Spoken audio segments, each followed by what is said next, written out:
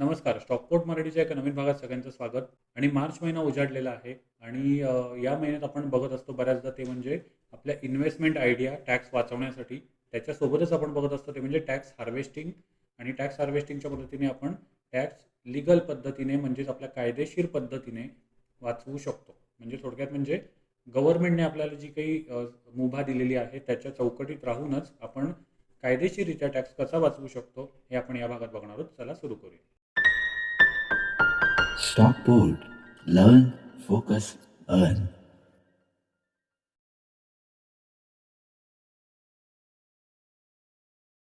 तर सगळ्यात आधी आपल्याला टॅक्स कशावर भरायला लागतो हे आपल्याला बघावं लागेल किंवा टॅक्स कुठल्या प्रकारच्या गोष्टीवर भरायला लागतो हे आपण बघणार आहोत. सगळ्यात महत्त्वाचं म्हणजे हे लेक्चर स्टॉक मार्केट रिलेटेड असल्यामुळे त्याच्या रिलेटेड आपल्याला कुठला टॅक्स भरावा लागेल हे आपण बघणार आहोत आणि तो कसा कमी करू शकतो हे पण आपण बघणार आहोत. तर आता सगळ्यात पहिलं म्हणजे LTCG आणि HTCG, long term capital gain आणि शॉर्ट टर्म कॅपिटल गेन. सगळ्यात महत्त्वाचं म्हणजे समजा तुम्ही एखादा स्टॉक विकत घेतलेला आहे आणि तो घेऊनच ठेवला आहे. काही असं होऊ शकतं की 5-6 वर्षापूर्वी तुम्ही घेतला आहे किंवा 2 महिन्यापूर्वी घेतला आहे आणि तो विकलाच नाही आहे. तर विकलाच नसेल तर आपल्याला त्या स्टॉकमध्ये काही टॅक्स द्यायची गरज नाही आहे. थोडक्यात म्हणजे जोपर्यंत एखादा स्टॉक तुम्ही विकत नाही तोपर्यंत त्याच्यावर टॅक्स द्यायची गरज नाही आहे. तर आता LTCG, HTCG म्हणजे आपण काही स्टॉक्स विकत घेऊन विकलेले आहेत. मग ते कदाचित प्रॉफिटमध्ये विकले असतील किंवा लॉसमध्ये विकले असतील. तर त्याला आपण म्हणतो शॉर्ट टर्म कॅपिटल गेन किंवा लाँग टर्म कॅपिटल गेन. तर आता शॉर्ट टर्म आणि लाँग टर्म हे ठरवतं कोण? तर थोडक्यात म्हणजे आपण जवळ बाळगलेले शेअर्स एका वर्षानंतर विकले तर आपण त्याला म्हणतो लाँग टर्म कॅपिटल गेन. मग त्याच्यावर आपल्याला कदाचित प्रॉफिट झालं असेल किंवा लॉस झाला असेल. अर्थात प्रॉफिट झालं असेल तरच आपल्याला टॅक्स द्यायचा आहे. त्यामुळे त्याच्याबद्दल आपण कन्सिडर करूया की आपल्याला प्रॉफिट झालं असेल.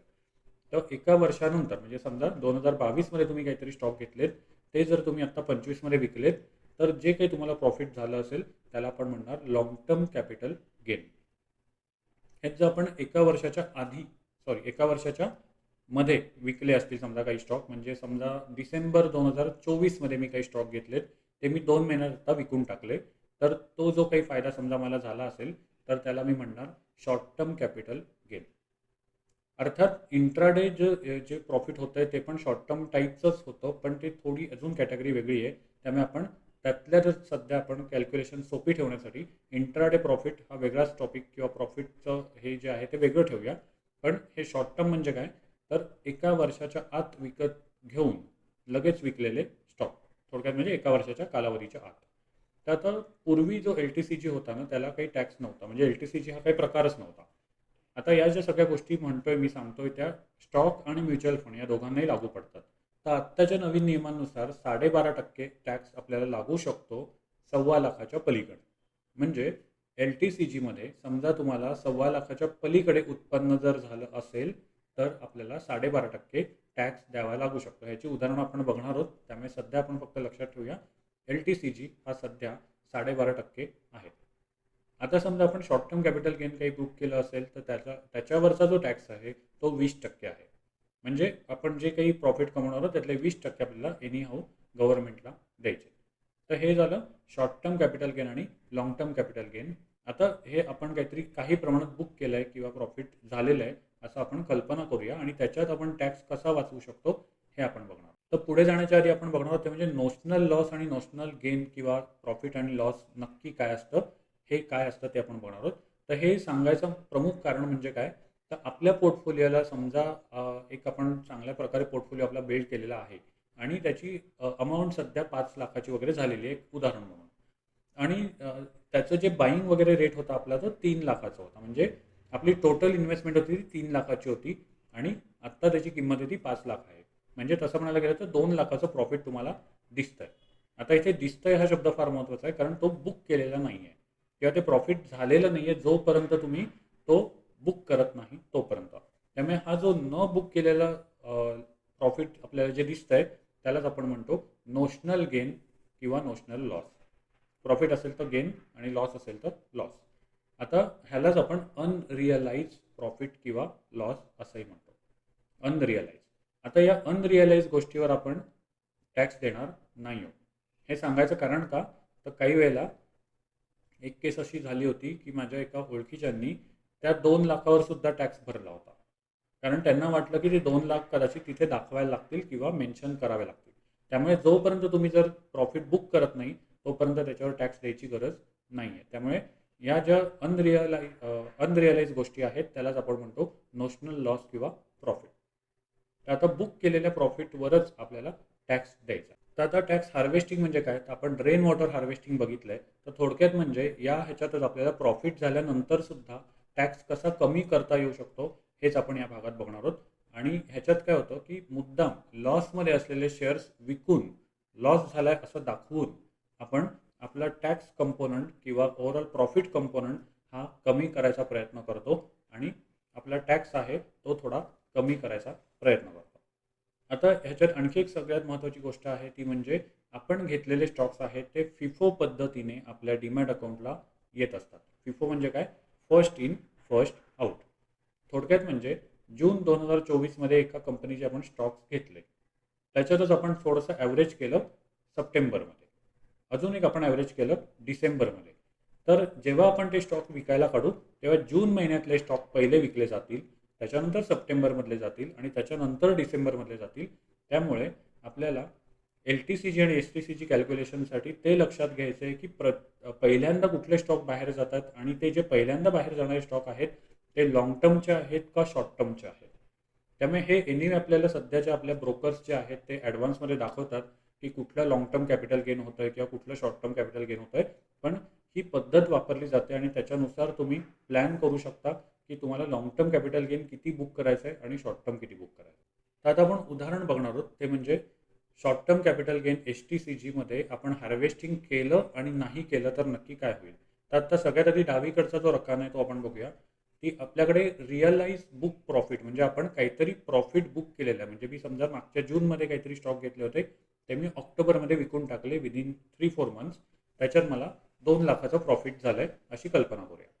त्याच्यावर मला 20% टॅक्स लागेल. त्यामुळे 2 लाख गुणिले 20% म्हणजे माझा टोटल टॅक्स येतोय तो म्हणजे 40,000. त्याच्यात आता माझ्याकडे काही ह्याच्यात सुद्धा अकाउंटला ठेवलेले शेअर्स आहेत डीमॅट अकाउंटला, ज्याच्यात मला सध्या जेव्हा मी बुक केलं किंवा आता मार्च एंडिंगला बघायला गेलं तर 1.5 लाखाचा लॉस आहे. नोशनल लॉस जो आहे तो माझ्याकडे 1.5 लाखाचा आहे आणि मी तो तसाच ठेवला. आता 31 मार्च उलटून गेली आणि नवीन फायनान्शियल इयर सुरू झालं. तर या केसमध्ये मला तसंही काही हार्वेस्टिंग करायला काही पॉईंट नव्हता किंवा मिळाला नाही वेळ किंवा मी केलं नाही. तर या केसमध्ये मला टोटल टॅक्स जो द्यावा लागेल, जे मी ITR वगैरे भरेन किंवा ॲडव्हान्स टॅक्स वगैरे भरला असेल त्या हिशोबाने तो पडेल मला 40,000 रुपये. इथे मी कुठलंही दुसरं उत्पन्न लक्षात घेत नाही आहे. सध्या आपण फक्त याच गोष्टीवर फोकस करतोय. त्यामुळे या हिशोबाने मला 40,000चा टॅक्स द्यावा लागेल. आता दुसरी केस जी उजवीकडे. तर आता या केसमध्ये आपण हार्वेस्टिंग केलं आहे म्हणजे काय, तर रिअलाइज बुक आपण 2 लाख केलं होतं हे आपण बघितलं. त्याच्यावर मला 20% टॅक्स पडत होता 40,000 रुपये हे पण आपण बघितलं. आता रिअलाइज लॉस इथे मगाच्या केसमध्ये नोशनल लॉस होता आणि आता इथे रिअलाइज लॉस म्हणजे काय, तर ते जे 1.5 लाख मला लॉस दिसत होता तो मी ॲक्च्युली बुक केला. या केसमध्ये काय झालं, आता मला माझा टोटल टॅक्स कशावर द्यायचा आहे, तर मी 2 लाख आधी बुक केले होते, मग 1.5 लाख लॉस बुक केला म्हणजे टोटल माझं प्रॉफिट झालं ते 50,000च झालं आहे.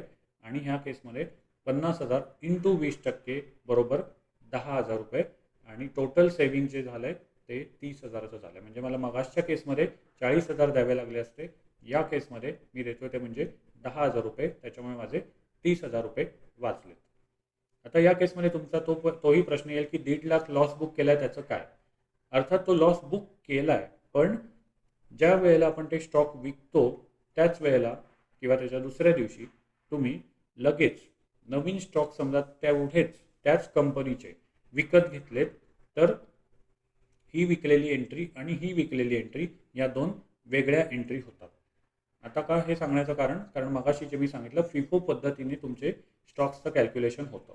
त्यामुळे हे समजा मी मध्ये घेतलेले स्टॉक असतील आणि हे आज घेतलेले स्टॉक असतील तर पहिले माझे आधी घेतलेले स्टॉक बाहेर गेले आणि हे नवीन घेतलेले माझ्या डीमॅट अकाउंटला परत आले. त्यामुळे या केसमध्ये हे जे बाहेर गेलेले स्टॉक्स आहेत त्याचा मी लॉस बुक केला आहे आणि त्याच्यामुळेच त्याच्यावर मला काही तसा टॅक्स लागणार नाही किंवा टॅक्स कंपोनंट माझा मी कमी केलेला आहे. आता हे जे स्टॉक्स आहेत ते नंतर केव्हा प्रॉफिटला येतील तेव्हा मी त्याचं म्हणजे काय करायचं ते बघेन. पण सध्या तरी मी उगीचच्या उगीच जे 40,000 भरत होतो ते मी कमी करून 10,000वर आणलेले आहेत. त्यामुळे या केसमध्ये माझे 30,000 रुपये या फायनान्शियल इयरला तरी मी वाचवलेत. आणि बऱ्याचदा हे लोक मार्च एंडिंगच्या आधी करतात आणि त्याच्यामुळे मार्केट बऱ्याचदा थोडंसं खाली येण्याचं प्रमाण किंवा शक्यता जास्त असते. तर थोडक्यात म्हणजे इथे काय झालं की माझ्याकडे लॉसवाले शेअर्स होते म्हणून ते मी दाखवू शकलो. आता तुमच्याकडे लॉसवाले शेअर्सच नसतील तर ती तसं म्हणायला गेलं तर चांगली गोष्ट आहे. तर तिथे त्या केसमध्ये तसं काही एवढं HTCG वाचवण्याचं काही प्रमाण किंवा जास्त काही दिसत नाही आहे. पण जर तुमच्याकडे असे लॉसवाले शेअर्स असतील तर तुम्ही ते करू शकता. आता सगळ्यात महत्त्वाचं म्हणजे ह्या दोन्ही गोष्टी, या ज्या गोष्टी आहेत त्या स्टॉक्स आणि म्युच्युअल फंड या दोघांनाही लागू पडतात. त्यामुळे म्युच्युअल फंडाच्या केसमध्ये सुद्धा तुम्ही ह्याचा विचार करू शकता. आता हे झालं HTCGचं. आपण बघणार आहोत LTCG. आता LTCG म्हणजे काय तर लॉंग टर्म कॅपिटल गेन. आपण बऱ्याचदा काही स्टॉक्स लॉंग टर्मसाठी ठेवतो किंवा म्युच्युअल फंड्स लॉंग टर्मसाठी ठेवतो. तर या केसमध्ये काय होऊ शकतं हे आपण बघूया. बऱ्याचदा असं होतं की म्युच्युअल फंड जे आहेत ते आपण कुठलं तरी एक ध्येय मनात ठेवून चालत असतो की आपल्याला गाडी घ्यायची आहे, बंगला घ्यायचा आहे किंवा काही अजून फॉरेन टूरला जायचं आहे. अशा काही तुमच्या जी काही स्वप्न आहेत ती ठेवून तुम्ही समजा पैसे जमा करत असाल तर त्याच्या म्हणजे जेव्हा तुम्ही तुमच्या टार्गेटला येता की तुम्ही एक एक्स अमाऊंट मनात ठरवली होती आणि ती तयार झालेली आहे किंवा अशी तेवढी जमलेली आहे असं आपण म्हणायला गेलं तर त्यावेळेला जर तुम्ही विथड्रॉ करायला जाल तेव्हा नक्की काय प्रॉब्लेम येईल हे आपण बघूया. तर सगळ्यात महत्त्वाचं म्हणजे तुम्हाला एक कल्पना करूया आपण की तुमचं म्युच्युअल फंडात तुम्ही SIP वगैरे केली किंवा लॉंग टर्मसाठी काही स्टॉक घेतलेले त्याला दरवर्षी 50,000 रुपयांनी तुमचं प्रॉफिट वाढत गेलं. ही एक इतकं म्हणजे आयडियली नाही होणार पण एक उदाहरण म्हणून आपण बघूया की दरवर्षी तुमच्या त्या पोर्टफोलिओमध्ये 50,000ची वाढ होत गेली कारण मार्केट वर गेलं आणि त्या ओव्हरऑल म्युच्युअल फंडाची किंमतसुद्धा वाढली. तर पहिल्या वर्षी 50,000, दुसऱ्या वर्षी 50,000 असं करत करत करत 10व्या वर्षी 50,000 असं जर बघायला गेलं आणि 10व्या वर्षी समजा तुम्हाला पैसे काढायची वेळ आली तर तुमच्याकडे टोटल 5 लाख रुपये जमले असतील. तर तसं म्हणायला गेलं तर सध्याच्या नियमानुसार आपण कल्पना करू की 10व्या वर्षी सुद्धा तोच नियम आहे. अर्थात तिथे काही बदल असू शकतो पण आत्ता कॅल्क्युलेशनसाठी आपण कल्पना करू की 10व्या वर्षी सुद्धा 12.5%च तुम्हाला LTCG लागणार. या केसमध्ये तुमच्याकडे 50,000 गुणिले 10 इज इक्वल टू 5 लाख रुपये जमलेले आहेत.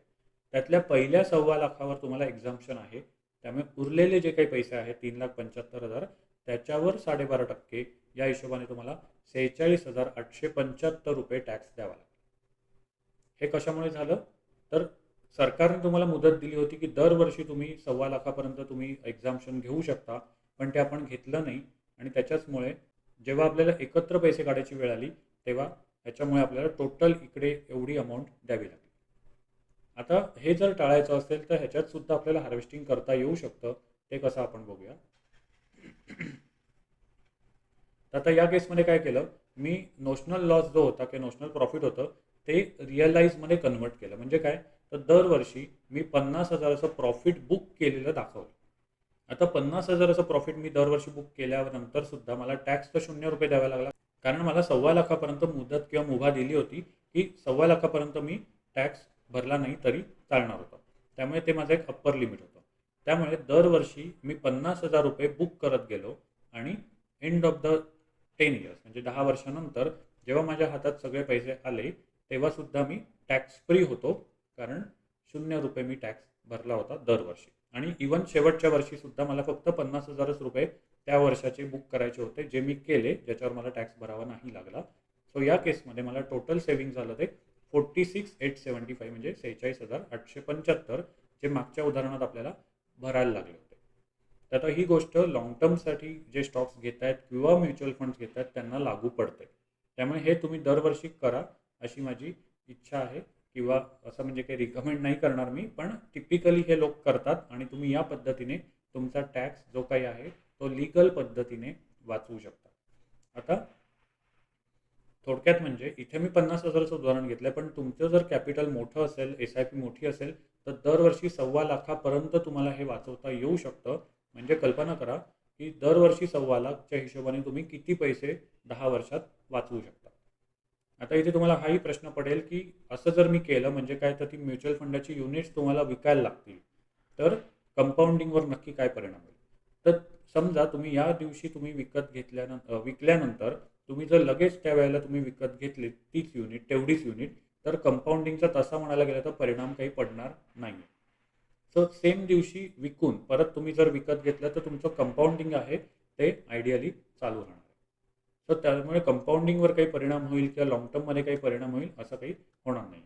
आता सगळ्यात महत्त्वाचं म्हणजे टॅक्स हार्वेस्टिंग हे मार्चमध्येच करावं का, असा काही नियम नाही आहे. मार्चच्या आधी कधीही वर्षभरात तुम्ही हे करू शकता. मार्च एंडिंग ही एक शेवटची संधी असल्यामुळे बरेचसे लोक मार्च एंडिंगच्या वेळेला ते करतात आणि त्याच्यामुळे मार्चमध्ये हे करण्याचं प्रमाण जास्त असतं इतकंच. पण असा काही नियम नाही आहे की ते मार्चमध्येच केलं पाहिजे. पण 31 मार्च ही शेवटची तारीख असते त्या टॅक्स हार्वेस्टिंग करण्यासाठी. आता सगळ्यात महत्त्वाचं म्हणजे टॅक्स हार्वेस्टिंगला बाय आणि सेल जे आता मी एक्झाम्पल दाखवली ती एकाच दिवशी करायची गरज नाही आहे. टिपिकली केलं जातं किंवा अ, करावं, पण असं काही करायची गरज नाही आहे. त्याच्यात सगळ्यात महत्त्वाचं म्हणजे समजा तुमचा टेक्निकल ॲनालिसिस वगैरे चांगला असेल तर मार्केट वर गेलेलं असताना तुम्ही काही युनिट्स किंवा ते स्टॉक्स विकून टाकले आणि समजा 1 आठवड्यात, 2 महिन्यात वगैरे मार्केट परत खाली आलं, तर परत तुम्ही ते खालच्या रेटला विकत घेऊ शकता. म्हणजे नंबर ऑफ युनिट्स वगैरे जास्त मिळू शकतात NAV खाली आल्यामुळे किंवा ते स्टॉक्सची किंमत खाली आल्यामुळे. तो एक तर टॅक्स हार्वेस्टिंग पण झालं आणि मार्केट खाली आल्यामुळे तुम्हाला खालच्या रेटला तुम्हाला ते स्टॉक्स विकत घेता आले. हा एक दुहेरी फायदा इथे होतो आणि तो एक तुम्हाला शक्य होतं तुमच्या टेक्निकल ॲनालिसिसमुळे. बाकी आमचा क्रॅश कोर्स आणि फ्युचर ऑप्शनचे कोर्स आमच्या वेबसाईटला आहेत, त्यामुळे ते तुम्ही नक्की चेकआउट करू शकता. बाकी यूट्यूब चॅनल चालूच आहे. जेवढं क्वालिटी कंटेंट फ्रीमध्ये देता येईल तेवढी आमची म्हणजे चांगली आमचा प्रयत्न आहे. तर आता हा एक तुमचा दुहेरी फायदा होऊ शकतो आणि सगळ्यात महत्त्वाचं म्हणजे LTCG जो आहे तो LTCG सोबतच ऑफसेट करता येऊ शकतो. HTCG जो आहे तो LTCG आणि HTCG या दोघांसोबत ऑफसेट करता येतो. सो हे थोडेसे त्याचे बारकावे आहेत, बारीक नियम आहेत. बाकी ह्याच्याबद्दल जास्त चांगली माहिती तुम्हाला तुमचे CA जे आहेत ते देऊ शकतील, कारण मी CA नाही आहे. पण टिपिकली या गोष्टी स्टॉक मार्केटमध्ये घडतात आणि तिथे गेल्यानंतर सुद्धा ते पण हेच सजेस्ट करतील किंवा ह्याच्या पलीकडे आणखी काही आलं असेल तर ते त्यांना जास्त चांगल्या पद्धतीने माहिती असेल. त्यामुळे तुमचे फायनान्शियल ॲडवायझर आणि CA ह्यांचा नक्की सल्ला घ्या. ह्याच्या पुढे आणखी येते म्हणजे फ्युचर ऑप्शनचा लॉस. तो फ्युचर ऑप्शनचा लॉस म्हणजे काय, तर आपल्याकडे सेबीनेच सांगितलेलं आहे की 90 ते 93% लोक ऑप्शन बाईंगमध्ये लॉस करतायत आणि त्यामुळे तो लॉस दाखवण्याची वेळ येते तेव्हा त्याच्यात नक्की काय करता येऊ शकतं ते आपण बघणार आहोत. तर फ्युचर ऑप्शनचं जे ट्रेडिंग आहे ते बिझनेस इन्कम म्हणून ट्रीट केलं जातं. बाकी जे आहे ते बिझनेस इन्कम म्हणून घेतलं जात नाही. पण फ्युचर ऑप्शन जर तुम्ही करत असाल तर तो एक व्यवसाय म्हणून कन्सिडर केला जातो आणि त्याच्याचमुळे त्याच्यात जर आपल्याला लॉस असेल तर तो इतर व्यवसाय किंवा कुठल्याही उत्पन्नासोबत ऑफसेट करता येऊ शकतो सॅलरी इन्कम वगळता, पगार वगळून. तर सॅलरी तुम्ही तिकडे ऑफसेट करू शकत नाही, पण बाकी कुठलंही उत्पन्न बिझनेस 1, बिझनेस 2, बिझनेस 3 ह्याच्यासोबत सुद्धा तुम्हाला तो ऑफसेट करता येऊ शकतो. आता हा लॉस बिझनेस असेल तरी सुद्धा करता येऊ शकतो आणि समजा तुमच्याकडे काही बिझनेसच नाही आहे तरी सुद्धा हा लॉस आपण कॅरी फॉरवर्ड करू शकतो 8 वर्षापर्यंत. 8 फायनान्शियल इयर्स पुढची जी आहेत तिथपर्यंत आपण तो कॅरी फॉरवर्ड करू शकतो. पण हा जो लॉस आहे तो तुम्ही ITR भरताना 31 जुलैच्या आधी तो कॅरी फॉरवर्ड करणं आवश्यक आहे आणि कन्झिक्युटिव्हली करणं सुद्धा आवश्यक आहे. म्हणजे पहिल्या वर्षी समजा तुम्ही लॉस घेऊन गेलात तर तो दरवर्षी निदान तो कॅरी फॉरवर्ड करणं हे सुद्धा आवश्यक आहे. सो यावर्षी आपण समजा लॉस कॅरी केला तर पुढच्या वर्षी आपल्याला त्याचा एक थोडासा बेनिफिट कसा होऊ शकतो हे आपण पुढच्या उदाहरणात बघणार आहोत. पण हा लॉस आपण 8 वर्षापर्यंत कॅरी करता येतो, पण तो दाखवणं सुद्धा आवश्यक आहे. आता ह्याच्यात समजा तुम्ही लॉस झालाय पण दाखवलाच नाही तर तो नंतर 31 जुलै नंतर पुढे जाऊन तुम्हाला दाखवता येणार नाही किंवा कॅरी करता येणार नाही. मग मागच्या वर्षीचा लॉस आहे तो असाच सोडून द्यावा लागेल. त्यामुळे निदान तुमचे ITR भरताना तुम्ही समजा काही लॉस केला असेल तर तो तिथे दाखवणं आवश्यक आहे. आता एक उदाहरण बघू पटकन. तर आता आपल्याकडे फायनान्शियल इयर 1 ह्याच्यात आपण F&Oमध्ये 2 लाखाचं प्रॉफिट केलं आहे आणि आपल्याकडे दुसरा बिझनेस इन्कम पण आहे कुठलं तरी, तर त्याच्यात आपल्याला 1 लाखाचा लॉस झाला आहे. तर या केसमध्ये आपण हे 2 लाख आणि हे 1 लाख ऑफसेट केले आणि टोटल आपलं 1 लाखाचंच उत्पन्न आहे असं दाखवून त्याच्यावर जो काही टॅक्स आहे तो आपण भरणार आहोत. सो ही झाली केस 1 जिथे आपण F&O इन्कम आणि अदर बिझनेस इन्कम ऑफसेट केले आणि जी काही फायनल किंमत आली त्याच्यावर 1 लाखाच्या उत्पन्नावर आपण टॅक्स भरणार आहोत. आता केस दुसरी. आपण समजा यावर्षी 3 लाखाचा लॉस केलेला आहे आणि तो पुढे कॅरी केला. पुढच्या वर्षी आपण 1 लाखाचं उत्पन्न केलेलं आहे एफ-एनमध्ये. तर आता या केसमध्ये apart from that business income जे दुसरं आहे आपलं ते त्याच्यात पण आपल्याला 2 लाखाचं प्रॉफिट झालं आहे. तर आता कॅरी केलेला 3 लाखाचा लॉस प्लस या वर्षाचं 1 लाखाचं उत्पन्न आणि 2 लाखाचं उत्पन्न दुसऱ्या बिझनेसचं मिळून टोटल आपलं जे इन्कम आहे ते 0 रुपये झालं आणि त्यामुळे आपण त्या केसमध्ये टॅक्स भरलेला नाही आहे. हेच जर आपण कॅरी केलं नसतं तर टोटल आपल्याला या वर्षीचं 1 लाख आणि अदर बिझनेस इन्कम 2 लाख या हिशोबाने 3 लाखावर टॅक्स द्यावा लागला असता. त्यामुळे आपल्याला हे लक्षात घ्यायचं आहे की LTCG आणि टोटल हे फ्युचर ऑप्शनचं कसं कॅरी करता येतं आणि कसं ऑफसेट करता येतं. आता कॅरी केलेला लॉस जो आहे समजा आपण कॅरी केला आहे तो फक्त बिझनेस इन्कम सोबतच आपण ऑफसेट करता येऊ शकतो. म्हणजे याच वर्षी जर आपण सगळं काही सेटल केलं तर काहीच प्रॉब्लेम नाही, पण आपण एखादा लॉस कॅरी केला तर तो पुढच्या फायनान्शियल इयरमध्ये बिझनेस इन्कम सोबतच ऑफसेट केला जाऊ शकतो. सो तसं म्हणायला गेलं तर हे टॉपिक बरंच मोठं आहे, पण निदान तुम्हाला आता आयडिया आली असेल की नक्की आपण कसं करतो. त्यामुळे तुम्ही जेव्हा ITR भराल किंवा 31 मार्चच्या आधी जेव्हा तुम्ही CAची कन्सल्ट कराल तेव्हा नक्की या गोष्टींचा विचार करा आणि तुमचा टॅक्स जेवढा वाचवता येईल तेवढा लिगली तुम्ही वाचवू शकता. बाय द वे जाता जाता इंट्राडेचं जे लॉस वगैरे आहेत ते 4 वर्षासाठी पुढे कॅरी करता येतात. ह्याच्याबद्दल कोणाला काही माहिती असेल तर कमेंटमध्ये नक्की सांगा. बाकी व्हिडिओ आवडला असेल तर लाईक करा, शेअर करा, सबस्क्राईब करा आणि हो आमची वेबसाईट stockport.co.in ह्याला नक्की भेट द्या. आपण भेटूया का नवीन भाग. Stockport. Learn, focus, earn.